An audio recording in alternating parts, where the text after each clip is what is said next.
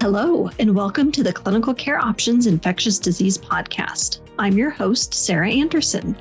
This episode features content from an educational presentation titled State-of-the-Art Switch Strategies in Virologically Suppressed Patients. This is part of the comprehensive program Contemporary HIV Treatment and Prevention 2022. During this podcast, Dr. Roger Bedimo from the University of Texas Southwestern and the VA North Texas Healthcare System in Dallas, Texas, discusses a specific population to consider when switching ART, pregnant patients and those trying to conceive. For more information about Dr. Bedimo and this program, and to follow along with the slides, please visit the links in the show notes for this episode. Now, let's get started and hear what Dr. Bedimo has to say about switching ART in the context of pregnancy, starting with a case. This is a 29-year-old female living with HIV who would like to start trying to conceive. Diagnosed 3 years ago, tested when she was admitted to the hospital for two ovarian abscess and cervical GC positive. So baseline CD4 count was not low, 540. HIV RNA was relatively low, no resistance. And hepatitis serology, HBV surface antibody positive, so she is immune. And HAV and HCV negative. So started on bictegravir FTC-TAF with rapid suppression, no adverse events, reports great adherence. Now, would you switch this patient's antiretroviral regimen? She is on bictegravir FTC-TAF. She's considering pregnancy. Is it safe? It's not safe. Is it recommended? Not recommended. Let's think about it. We have two things to think about. One is the nucleoside backbone. TAF FTC, is it okay or should it be TDF FTC instead? The second thing is the anchor drug. It's bictegravir. Should it be dolutegravir? Should it be raltegravir? Or should it be a booster protein inhibitor because we don't trust the integrase inhibitors in this setting? Now let's look at the data. And that is essentially what this question poses. So these two things to consider. Guideline studies here at the DHHS tells us the preferred agents here, the nucleoside backbone is quite liberal, either TDF or TAF. Abacavir only if the person is HLA-B701 negative, of course. For the backbones, now the preferred used to be boosted PIs because that's what we had, and now it's integrase inhibitors, dolutegravir because there is data, and raltegravir there's more data because so we don't have enough data with bictegravir, so insufficient to recommend. We have quite a bit of data with dolutegravir. If you recall, a big controversy 4 years ago from a study in Africa called the SEPAMO, where dolutegravir was given to women. There was a concern for a higher risk of neurotubular defects, but further analysis suggests it wasn't statistically significantly higher in those dynamics. Let's move on to the PI regimen. Now we have atazanavir, ritonavir, and darunavir, ritonavir. So this is what we prefer. Now this person wants to be on bictegravir and FTC-TAF. They're asking you if you want to keep them there. What we can say is there is insufficient evidence, and I would show you in more details what we can think about, because there are two groups of people. Those who are pregnant already, we found out they're pregnant, and then we decide what to put them on, and those who are considering being pregnant. So here we know that dolutegravir and raltegravir are preferred, and if somebody became pregnant while on them, we should continue. Bictegravir, we don't have enough data to decide whether we should continue, so that's a discussion between you and the patient. We can say that bictegravir is very similar to dolutegravir, so it's probably safe. It's just that the data has not accumulated. Cabotegravir, we do not recommend that. No data. Elvategravir could be sister, not recommended. Cobicistas specifically, we wouldn't recommend it more in schizophrenia. So if you continue, you want to increase frequency of monitoring. And then Atazanavir, ritonavir, and darunavir, ritonavir have been extensively used in pregnancy, so safe to continue. And that is but so not cobicistat, but ritonavir boosted protease inhibitors. Okay. And then to continue here, the situation-specific recommendations during pregnancy and when trying to conceive, similar here to what we talked about earlier. So the nukes are preferred, abacavir, FTC, TTC, TDF, TAF. AZT alternative, basically, really, there's no reason with anemia and lipodystrophy in research-treated settings, but in places where this is what they have, it's okay to use.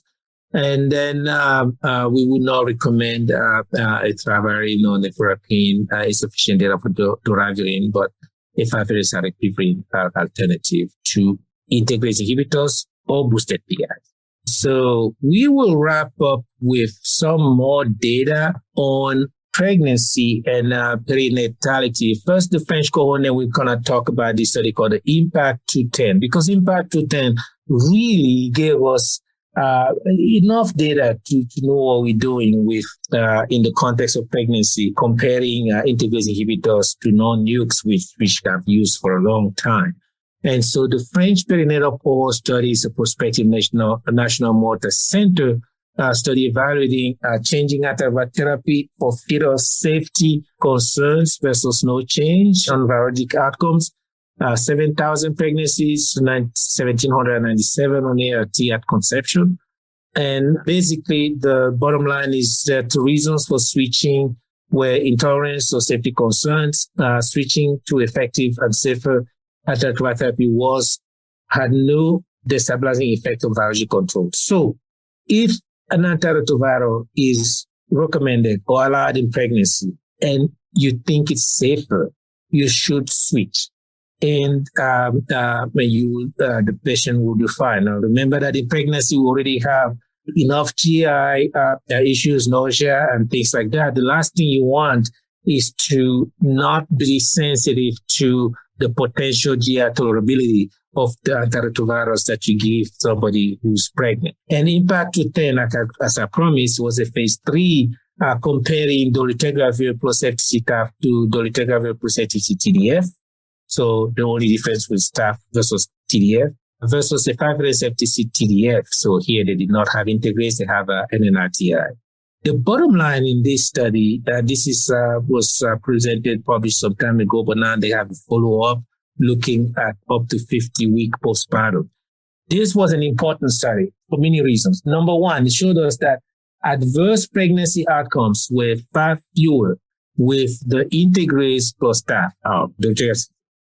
Really, this is statistically significant. It's important you cannot overstate this fact.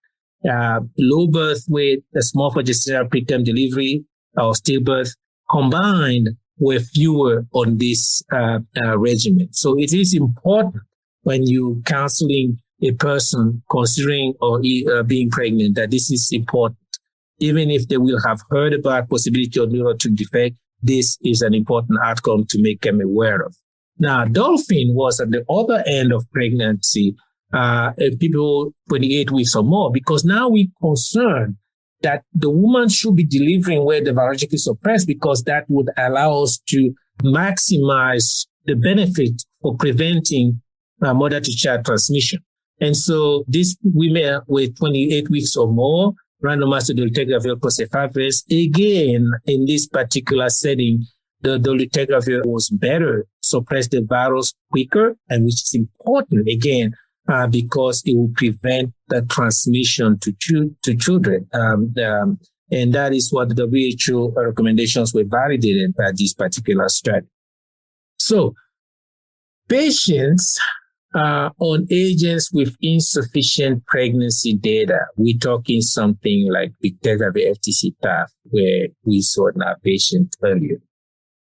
This is what the recommendation said 4 persons with HIV who have achieved virologic suppression and become pregnant while receiving antiretroviral drugs with insufficient data about the use in pregnancy, such as bictegravir here, health professionals should consider whether to continue or to change. If it's not no great proof of harm, they may consider continuing this because the regimen carries a risk of, because switching may carry a risk of rebound.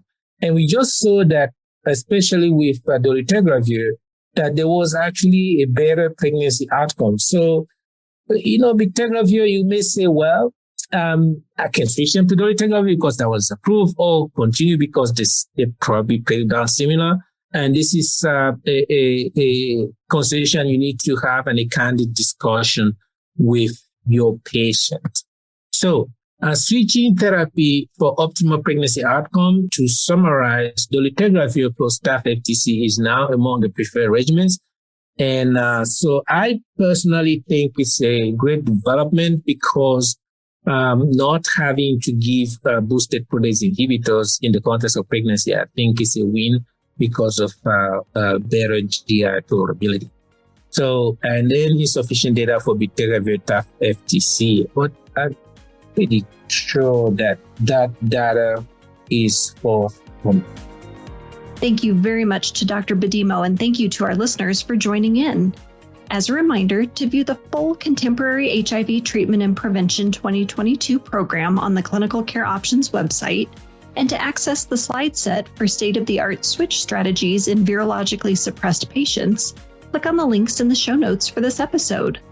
And please be sure to check back regularly for more episodes on important infectious disease topics. Thank you.